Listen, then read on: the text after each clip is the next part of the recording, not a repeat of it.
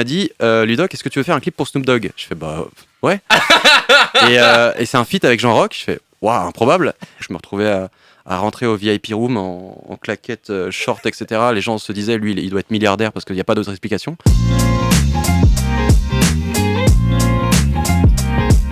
T'es né le 19 février 1988 à Paris. Donc tu as grandi ici à Paris. Un vrai Parigo. Un vrai Parisien. Ah ouais. Qu'est-ce qui t'a attiré depuis le plus jeune âge?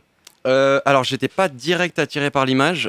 Le premier truc que je voulais faire, j'ai voulu faire 2 métiers, donc réalisateur, et le premier c'était je voulais être archéologue parce que j'étais fan d'Indiana Jones. Ouais. Et quand donc l'image et le cinéma quelque part. Un peu l'aventure en tout cas. Ouais. Mais quand j'ai compris qu'il n'y avait pas de lasso, pas de trésor, pas d'aventure folle, j'ai un peu abandonné.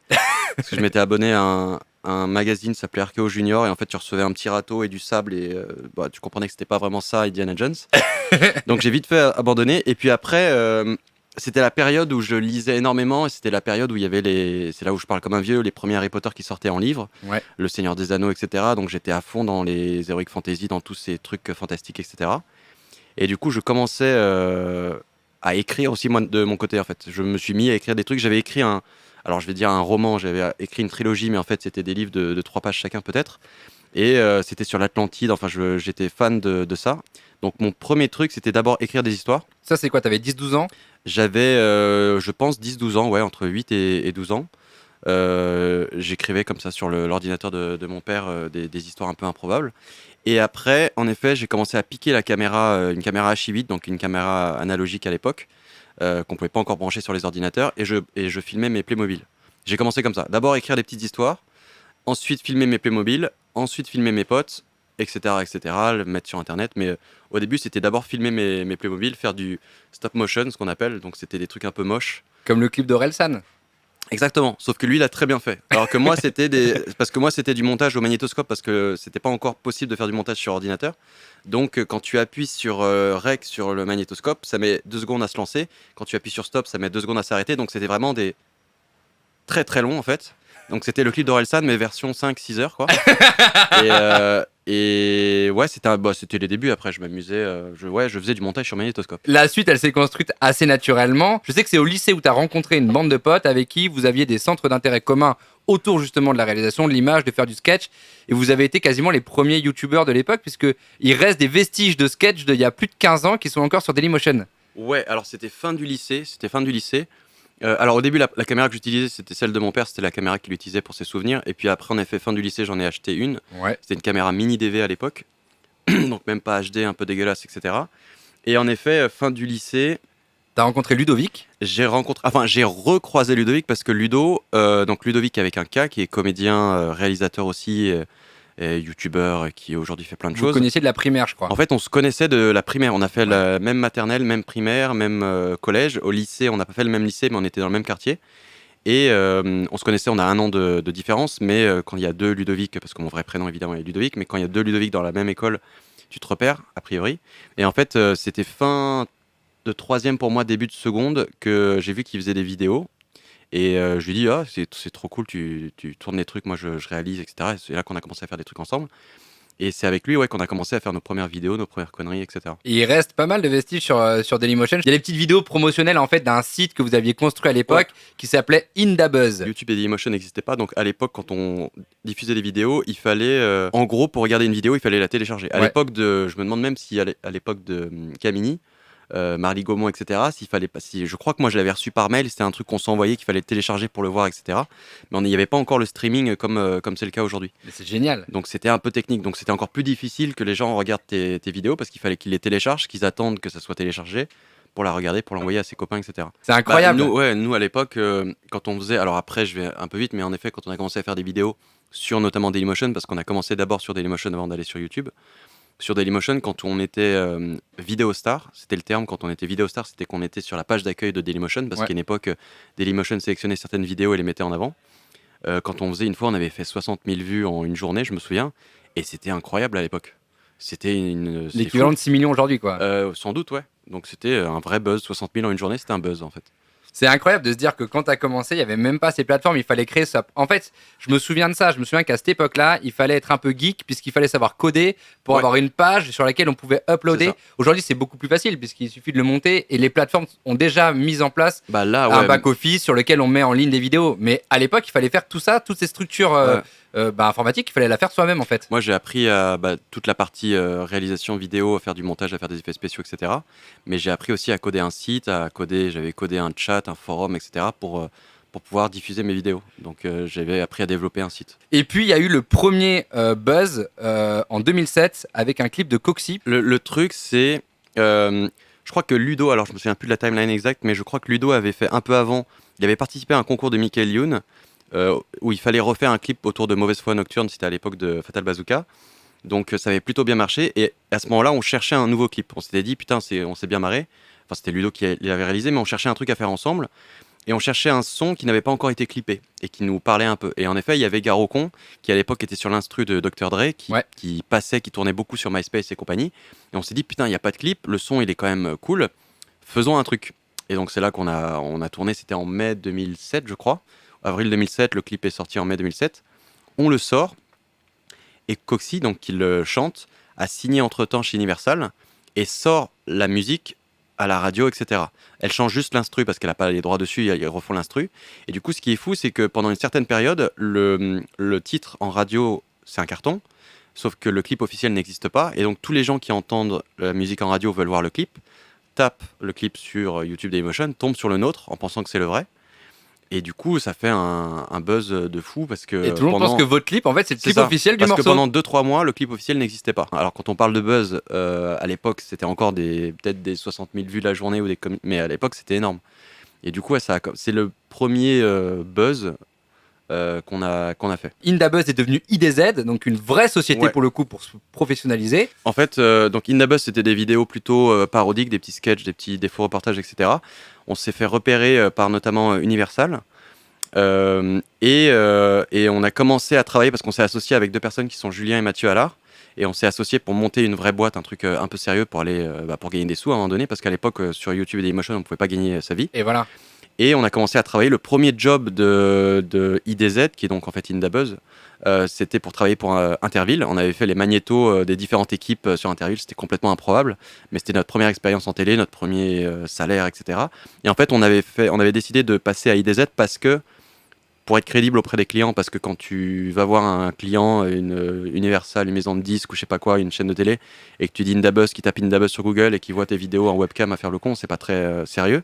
Et du coup, on avait juste pris les initiales IDZ et ça marchait très bien.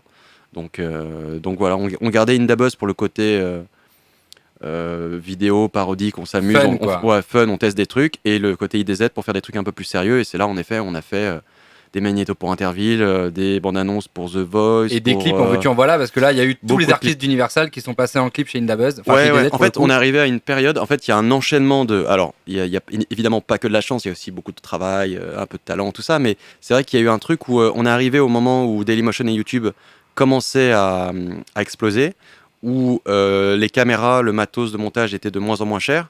Et aussi, il y a eu un truc, c'est que quand on a commencé à faire des clips, il y a eu une caméra qui a un peu tout révolutionné, qui était le Canon 5D ou Canon 7D, et qui en gros était donc un appareil photo, mais qui faisait des images cinéma, et qui coûtait vraiment pas grand-chose. Et du coup, ça nous a permis au début, et on était détestés de toutes les autres boîtes de prod en clip, c'est qu'on faisait des clips avec des budgets divisés par 3. Après, c'était le piège, c'est qu'au début, on nous appelait surtout parce qu'on n'était pas cher. Donc il fallait arriver à faire la transition à il faut qu'on nous appelle à un moment donné parce qu'on a une signature, on a du talent. Bien sûr. C'est arrivé petit à petit, mais on va pas se mentir, au début c'était pour ça. C'était en mode, on a vu les petits jeunes, ils arrivent à faire des choses assez cool avec pas grand chose et pour pas cher, donc on va travailler avec eux. Moi je sais que les 4-5 premières années, j'ai pas pris de vacances, je bossais non-stop, tu osais pas dire non parce que si tu disais non, ils allaient peut-être contacter une autre boîte de prod, un autre réal avec qui ça allait fitter et derrière ils te rappelaient plus. Et tu perdais un contrat. Donc en fait tu faisais tout, donc j'ai vraiment fait tout et n'importe quoi. J'ai vraiment fait des trucs, des dossiers dans improbables. Dans n'importe quoi, il y a quoi ? Je me suis retrouvé à filmer la vidéo d'un mariage dans le sud, à Marseille, entouré de gens... c'était un peu bizarre. Quelqu'un qui me disait qu'il était dans l'import-export, et je me disais que ouais, c'est peut-être un peu plus quand même. Je me suis retrouvé à faire un clip. Alors, on me l'a vendu comme ça. On m'a dit, Ludoc, est-ce que tu veux faire un clip pour Snoop Dogg ? Je fais, bah, Ouais. Et c'est un feat avec Jean Rock. Je fais waouh, improbable. Et c'est à Saint-Tropez, on tourne à Saint-Tropez, etc. Donc je me suis en effet retrouvé à tourner un clip et il y avait une télé-réalité derrière, je me souviens plus comment ça s'appelait, qui suivait Jean Rock. Et du coup, je me suis retrouvé à faire un clip avec Snoop qui fait tout un playback devant la gendarmerie de Saint-Tropez. C'était une période complètement improbable. Je me souviens j'étais devenu du coup pote avec Jean Rock. Je me retrouvais à rentrer au VIP room en claquettes, short, etc. Les gens se disaient, lui, il doit être milliardaire parce qu'il n'y a pas d'autre explication. C'est juste, non, je suis complètement perdu dans cet endroit. Non, Il y avait Karl Lagerfeld dans ce clip. Putain, ouais. Incroyable. Ah oui, oh là là. C'était incroyable. Surtout que, en fait, dans ma jeune carrière, j'ai réussi à faire des buzz et j'ai réussi à faire des bad buzz parce que cette intro, on s'en fout maintenant, il y a procuration, mais cette intro, donc en gros, Jean Rock voulait faire une intro avec son ami Karl Lagerfeld. On tourne au Sénéquier, mais on installe des fonds verts pour pouvoir intégrer Jean Rock et Karl Lagerfeld en mode paradis. Parce que l'idée de Jean Rock, c'était de se dire, il arrive, il découvre Karl Lagerfeld au paradis, il lui demande où est-ce que je suis, et Karl Lagerfeld lui répond... Non, je suis pas au paradis. C'est mieux que le paradis. Ouais, this is not paradise, this is Saint-Tropez, ou je sais plus quoi. Enfin, c'était une phrase un peu ringard. Et ça fait un énorme bad buzz. Et j'avais plein de potes qui se partageaient le truc en mode ouais, regarde cette intro, c'est improbable. Et puis moi j'étais en mode ouais.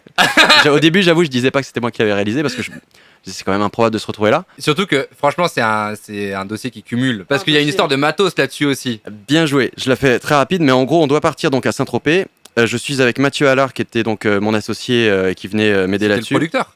Exactement. On prend le train avec tout le matos. Donc vraiment, on était juste deux à descendre tout le matos pour tourner un clip. Donc caméra, trépied, etc. On prend un train couchette, on se pose, on met tout le matos sur un des deux lits. Et clairement, c'est impossible de dormir sur le lit. Et là, Mathieu, qui est un être improbable, qui arrive à dormir dans n'importe quelle situation, il peut dormir debout. Donc il me dit, bon bah moi je vais dormir dans le wagon d'à côté. Toi, pose-toi sur le lit et demain matin, je te rejoins et je t'aide à sortir le matos. La nuit passe, je me réveille, on arrive à Saint-Tropez ou pas loin, et Mathieu n'est pas là. Et je fais, qu'est-ce qui se passe? Et du coup, je l'appelle, et il me dit, frérot, je suis à Chambéry, en fait. Ouais. Ce matin, je me suis levé, j'ai voulu te rejoindre, et en m'avançant, il n'y avait plus de wagon. Le train roulait, mais t'étais plus là, il n'y avait plus de wagon. Je fais, mais c'est-à-dire? Il fait, en fait, le train s'est divisé en deux dans la nuit. Parce que c'est les trains couchettes qui faisaient que sur certains wagons, t'avais marqué genre Chamonix et d'autres Saint-Tropez, et parce que dans la nuit, ils se divisent en deux. Et lui, évidemment, comme il avait changé de wagon, il était dans le wagon qui s'arrêtait à Chamonix. Et du coup, je me suis mis à sa place de se dire, ok, je vais rejoindre Ludoc tranquillou, pas réveillé, t'ouvres la porte, tu vas vers le wagon, et là, tu vois juste des rails défiler, et tu comprends pas. Tu te dis, mais je rêve. Et du coup, il a dû prendre une voiture à Chambéry pour rejoindre à Saint-Tropez. Et moi, je me suis tapé à sortir tout le matos. Tout seul. Déjà que c'était compliqué à deux, donc tout seul, imagine pas. Mais ça tenait en fait sur un lit. Tout le matos tenait sur un lit. Et donc voilà, le début du tournage a commencé comme ça, assez technique. En 2012, du coup, il y a la création de Studio Bagel. L'idée, c'était de regrouper un certain nombre de youtubeurs, puisque YouTube avait commencé à s'établir. Certains créateurs de contenu avaient commencé à émerger sur YouTube de façon suffisante pour se créer un nom. 2012, c'est à partir de, je crois, 2010-2011, on pouvait commencer à gagner sa vie sur YouTube. Enfin, c'est quand Norman et Cyprien ont commencé à exploser, de souvenirs, je crois que c'est 2010, c'est autour de 2010. Où là, on pouvait se dire, ok, j'ai pas besoin de faire un métier à côté, je peux gagner ma vie sur YouTube. Donc ça a commencé à se professionnaliser. Ouais. Les premiers noms, justement, il y a Norman Cyprien. Ouais, c'était les deux têtes d'affiche à l'époque. Et derrière, il y avait Mister V, il y avait Jérôme Niel, avec la ferme Jérôme. Ouais. Il y avait Natou, il y avait Monsieur Poul. Hugo tout seul, Kemar. Il y avait une belle bande de déglingots. Maxime Muscat. Ludovic, évidemment. Ludo, ouais. Bien sûr, Ludovic qui était là. Et donc, vous avez eu l'idée de créer le studio Bagel. Pourquoi est-ce qu'il n'y avait pas Cyprien et Norman? Parce que ils avaient, c'était des questions d'envie aussi. Je pense que eux, ils étaient très lancés dans leur truc. Ils n'avaient pas spécialement envie de s'associer avec un groupe parce qu'on faisait déjà des vidéos ensemble. Ouais. Donc je pense que c'était des envies à l'époque. Après, c'était pas contre le projet parce que la preuve, ils ont fait beaucoup de feats dans les vidéos du studio Bagel, etc. La promesse du Bagel, c'était aussi de dire aux membres du Bagel, de dire les idées que vous avez chez vous et que vous ne pouvez pas faire parce que par manque de technique ou par manque de moyens, vous pouvez les faire au sein du Bagel. C'est-à-dire que des idées un peu plus ambitieuses, un peu plus chères, vous pouvez les faire au sein du Bagel. Et comme Norman et Cyprien explosaient déjà, il y avait déjà beaucoup de marques qui leur proposaient des choses comme ça, ils avaient moins d'intérêt à rejoindre le Bagel pour ces raisons. Quand il y a eu la création du Bagel, vous étiez autonome. C'était une prod avec vous. C'était une en gros, c'était YouTube qui lançait plusieurs chaînes en France, une douzaine de chaînes, et en gros, qui donnait des budgets à des boîtes de prod. C'était des budgets entre 500 et 1 million. Avec l'objectif, il disait voilà, en un an, vous devez. Nous, notre objectif, c'était, enfin, je crois que c'était l'objectif de toutes les chaînes, c'était d'atteindre minimum 200 000 abonnés et de faire 30 heures ou 35 heures de contenu. Et il donnait entre 500 et 1 million en fonction de. Il y avait eu un appel d'offres, etc. Et du coup, c'était notamment tombé dans les mains. Donc, il y avait eu Black Dynamite via Lorenzo Benedetti, Ouais. qui avait aussi contacté Axel Malivernet, qui était l'auteur, le co-auteur avec Jérôme de la ferme Jérôme. Et ensuite, ils avaient aussi contacté IDZ, donc ma boîte. C'est pour ça qu'on s'était un peu tous associés. Et ouais, l'ambition était de se dire, on fait des trucs un peu nouveaux, un peu plus fictionnés, un peu plus écrites, parce qu'à l'époque, le truc qui cartonnait, c'était les face cam, ce qu'on appelait podcast à l'époque. Mais c'était les face caméra, donc c'était plus, plus simple à produire. Pas forcément moins ambitieux, mais plus simple à C'est produire. ce qu'ils faisaient chez eux, en fait. Ouais, voilà, c'est ça. C'est ce que Et là, Norman faisait avec le fameux faux. exactement. Et là, l'idée, c'était d'amener des trucs, qu'on puisse faire des fausses bandes annonces, des faux reportages, des trucs avec des effets spéciaux, avec de la grosse réal, etc. Et du coup, le budget de YouTube, en effet, la première année, nous a permis de faire un peu tout ça. Et toi, ça t'a permis aussi de sortir justement des clips ou de la prod exé pour la télé Moi, c'est arrivé au bon moment parce que j'arrivais à un truc où pour lancer un IDZ, pour que ça commence à marcher, pour qu'on commence à gagner sa vie et tout, j'avais enchaîné énormément de clips et énormément de projets en télé. Au bout de 2-3 ans de ça, j'avais l'impression de tourner un peu en rond et j'avais envie de revenir justement, on va dire, à mes premiers amours sur Internet avec plus de liberté artistique. Et c'est là que justement a commencé à arriver. Alors, j'ai eu cette envie un an avant le bagel parce que j'étais revenu un peu sur Internet. Je suis revenu sur Internet, très bizarre à dire, mais j'avais commencé à faire des vidéos notamment avec 10 minutes à perdre. On avait fait une parodie de 10 artistes qu'on avait appelé 10 artistes. Ouais. On avait fait une fausse pub de qui avait parfum, très bien etc. marché, d'ailleurs. Qui avait bien tourné, c'était assez drôle. Et après, il y a eu le bagel qui est arrivé. Et du coup, c'était une sorte de renaissance aussi pour moi en termes de réal parce que tout d'un coup, tu es libre. Tout d'un coup, tu proposes des idées, tu peux les faire. T'as pas forcément le final cut, mais c'est quasi pareil parce que t'es avec des gens que tu connais depuis un certain temps, même génération, même idée, etc. Donc ouais, c'était très cool. Après le succès du studio Bagel, il y a eu le rachat par Canal+. Ouais. Qu'est-ce que le rachat de Canal+ vous a donné en plus que le budget que vous allouez déjà YouTube? Alors déjà, YouTube nous allouait un budget sur un an, mais au bout d'un an, c'était en mode Fini. débrouillez-vous. Donc si Canal nous rachetait pas, ça aurait été peut-être compliqué de faire une saison 2, ou alors il aurait fallu faire beaucoup de placements produits. Peut-être baisser un peu les exigences, je me rends pas compte. Ça nous a permis d'être pas mal encadrés, parce que du coup on était dans un petit bureau, dans un petit loft à Maubert Mutualité en saison 1, et quand Canal nous a racheté en saison 2, on a pu intégrer les bureaux de Canal, donc en fait on avait accès à plein de choses. En termes de production, l'administratif, on était beaucoup plus encadré. On avait accès à des studios, à des fonds verts, etc. On avait accès à la chaîne aussi, parce que du coup, la chaîne, on était une sorte de petit laboratoire pour eux, parce qu'on testait des formats sur Internet. Et si ça marchait plutôt pas mal, ça arrivait sur la chaîne. Alors, on les faisait pas dans ce but-là, évidemment. Par exemple, les tutos, quand Jérôme est arrivé avec l'idée des tutos, on a tourné les tutos pour la saison 1. C'était pas dans le but de se dire espérons que ça marche pour que ça aille sur Canal, mais comme ça a cartonné, derrière au Grand Journal, c'était Antoine Decaune qui avait dit ah bah trop bien, je voudrais l'avoir au Grand Journal, et on a fait plein de petits programmes comme ça. Il y a eu le Before du Grand Journal et le Grand Journal. Ouais, c'est Il y a ça. eu les deux. Il y a eu ça, on avait fait le dézapping pour le Before avec Thomas Touroud, et en fait voilà, ça nous a permis d'être un peu plus encadrés, d'avoir un peu plus de budget, un peu plus de monde, des bureaux un peu plus grands, et de pouvoir faire du contenu aussi pour la chaîne de Canal, que derrière on reversait sur la chaîne YouTube. Et puis au bout d'un moment, en fait, chacun a voulu vivre sa vie, c'est-à-dire que l'aventure de copain, elle a duré le temps qu'elle a duré. Ouais, c'est Et à un moment donné, chacun a voulu repartir un peu pour alimenter sa propre chaîne. Alors là, ça, c'était l'avantage d'être acheté par Canal. L'inconvénient, c'est que forcément, ça fait partie du jeu, c'est que tu deviens au bout d'un moment une usine à gaz. Et tu rentres dans les rouages un peu de la télé où tu dois produire. Et forcément, certains, et moi aussi, au bout d'un moment, on commence à s'essouffler un peu parce que la magie qu'on avait, le côté un peu familial, le côté un peu, on n'est pas beaucoup, on est dans un loft dans le 5e, c'est perdu un peu parce qu'au bout d'un moment, tu es dans des grands bureaux, tu croises plein de monde, tu dois faire des process de validation un peu plus longs, donc forcément, au bout d'un moment, tu as envie de t'en séparer et faire des trucs un peu à côté. Donc, la plupart des gens du Bagel ont commencé à faire les trucs un peu de leur côté. Alors après, la famille Bagel ne s'est jamais terminée parce qu'on reste encore ultra proches à partir en vacances ensemble, à faire des trucs ensemble, etc. Mais c'est vrai qu'il y a eu à partir de la 3e, 4e saison pas mal de petits départs un peu dans tous les sens. Même moi, au bout d'un moment, j'avais envie de tester des nouveaux trucs. C'est comme des cycles. Moi, c'est ce que j'ai eu en clip ou en télé. Au bout de 3-4 ans, tu te dis j'ai un peu fait le tour, j'ai envie de tester des nouveaux trucs. Quelques années plus tard, il y a eu un autre rachat. Il y a eu le rachat de IDZ par Webedia. Ouais. C'est aussi un rachat qui est important parce que du coup, cette fameuse boîte qui à la base était une histoire de potes, qui est devenue une vraie boîte structurée, a fini par être rachetée par un gros groupe qui est celui de Webedia. À ce niveau-là, au niveau d'IDZ, qu'est-ce que ça a changé aussi d'être racheté par un groupe comme celui de Webedia? On était devenu quand même une belle prod. Bah oui. On avait 6-7 employés, on avait des beaux bureaux, etc. Donc on était déjà bien lancé. On aurait pu ne pas être racheté. Ça nous a apporté, en fait, je pense, à nouveau un encadrement. Une sorte de renaissance, en fait, un côté, et puis aussi des nouveaux clients, je pense, parce que forcément Webedia a un pied dans la pub. En fait, IDZ, on faisait beaucoup de clips, beaucoup de télé, beaucoup de web, et en pub, c'était un peu plus difficile, parce que vraiment, chaque milieu est très difficile d'accès, on va dire, il faut faire ses preuves, il faut connaître les bonnes personnes, etc. Et via Webedia, on a pu avoir un pied comme ça dans la pub. Typiquement, quand on a signé quelques mois après, un mois après, moi je faisais une pub pour Volkswagen avec Thomas Sisley, une pub pour McDo, etc. Enfin, ça nous a permis de rentrer dans la pub et voir un peu après rentrer même dans la série pour Amazon, puisque j'ai réalisé une série pour Amazon avec pas mal de talents de Webedia, qui s'appelle True Story. Donc ça nous a permis en fait d'aller sur des domaines complètement différents, parce que je pense que sans ce rachat, on aurait continué à exister, on aurait continué à bien marcher et tout, mais on se serait peut-être un peu enfermé dans le clip et dans la télé. En fait. Bah, c'est le piège, et c'est une histoire de cycle. C'est soit tu l'acceptes, mais dans ce cas-là, dans 10 ans, tu seras toujours au même point.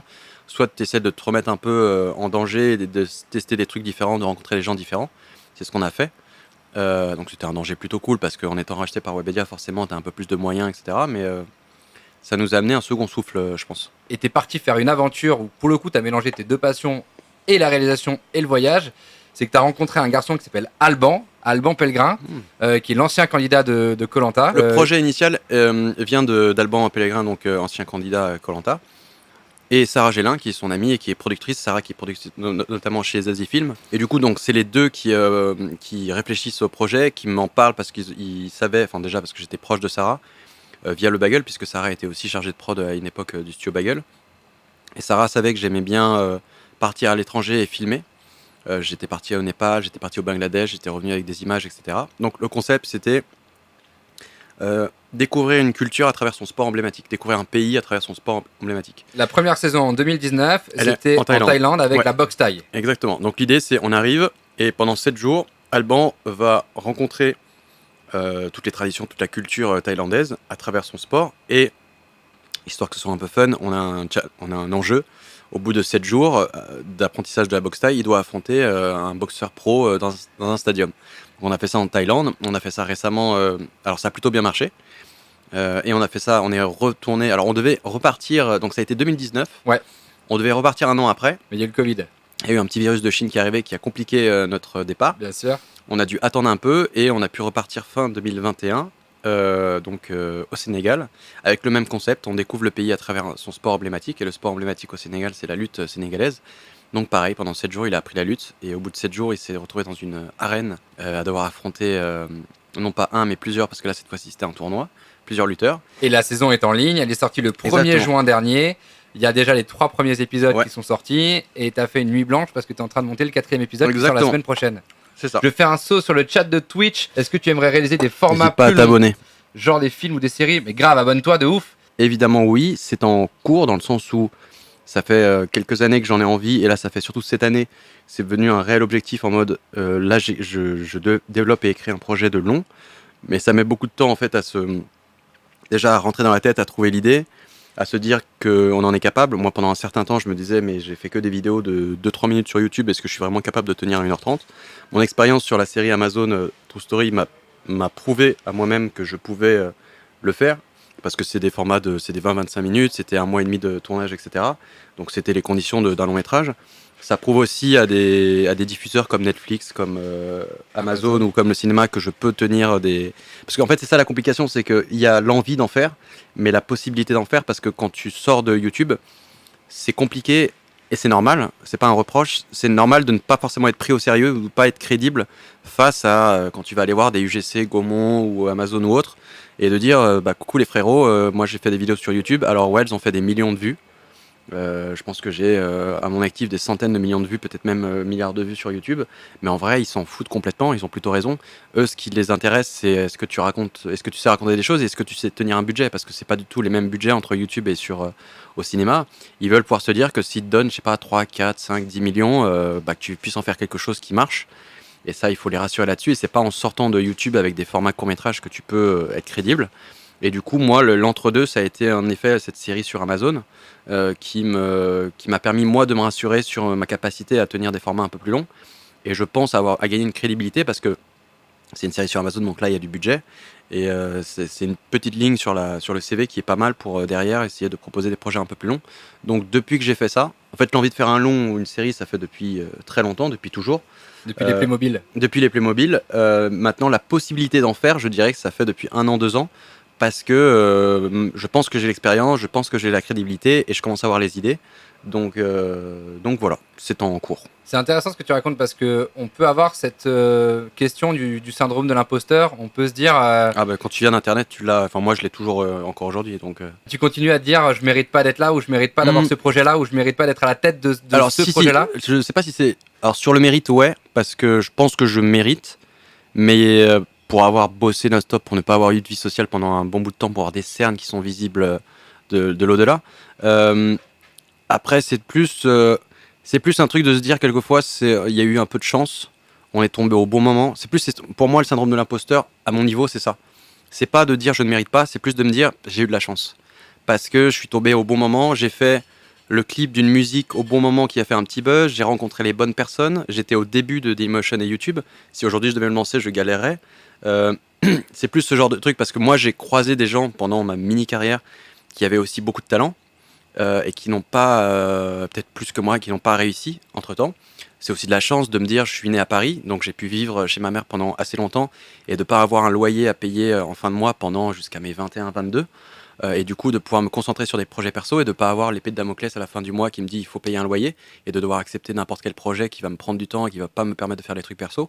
Donc pour moi c'est un enchaînement de chance, tu charbonnes, un peu de talent, etc., de contact. Mais c'est pour ça, moi le syndrome de l'imposteur c'est plus sur ce truc il y a eu quand même des points où j'ai eu un peu de chance. Tu la provoques évidemment, mais il y a des moments où tu te dis putain, je suis passé pas loin c'est les petites rencontres qui font que. Tu vois, si j'avais pas rencontré Ludo à l'époque, ça m'aurait peut-être pas boosté, je serais peut-être pas allé aussi vite. Si j'avais pas eu le studio Bagel, je serais peut-être pas allé aussi vite. Je suis toujours dans ce truc j'aurais fini par, je pense, j'espère réussir parce que je lâche rien.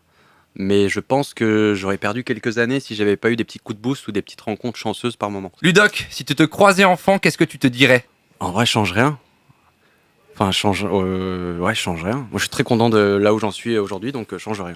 Ouais, tu pouvais avoir des doutes enfant, tu peux te rassurer, tu peux te dire plein de choses. Ouais, mais je trouve que ça te construit. Toutes les galères que j'ai eues, j'ai envie je les regrette pas parce que ça m'a construit, donc j'ai pas grand chose à changer. T'en as même fait un livre. J'en ai fait un livre et ouais, non, j'ai toutes les galères que j'ai pu avoir. Bon, pas de remords, pas de regrets. Ah non. Non, il y a trop de trucs. T'as passé un bon moment? J'ai passé un très bon moment. C'est génial. J'ai mangé très très bien, donc tout va bien. Merci Ludoc d'être venu. Merci à toi. Merci beaucoup d'être venu répondre à mes questions. Avant de se quitter, un grand merci évidemment à Adrien et François, les propriétaires du restaurant, et un méga big up à Adrien qui est caché derrière la caméra et qui fête ses 33 ans ce week-end. Bon anniversaire Adrien. Si je me trompe pas, il est du 16 juin 89. Voilà, donc c'était son anniversaire. Envoyez-lui plein d'amour en venant déguster notamment les desserts du chef Clément. Merci à Clément Emery qui nous a fait le petit dessert aujourd'hui et à toute l'équipe des marchands de vin 9 rue Billot. J'embrasse évidemment Félix, j'embrasse Noémie, la manageuse et puis toute la team. Vous êtes super. Merci à mon équipe, Victor Labro. Merci aussi évidemment à Lucas qui était caché aujourd'hui derrière les caméras. Lucas Prévost, je t'embrasse mon frère. Et puis à May qui est venu donner un petit coup de main. Donc merci à vous les amis, merci de nous suivre sur les réseaux. C'était la base, je m'appelle Mathieu Gérard, à plus.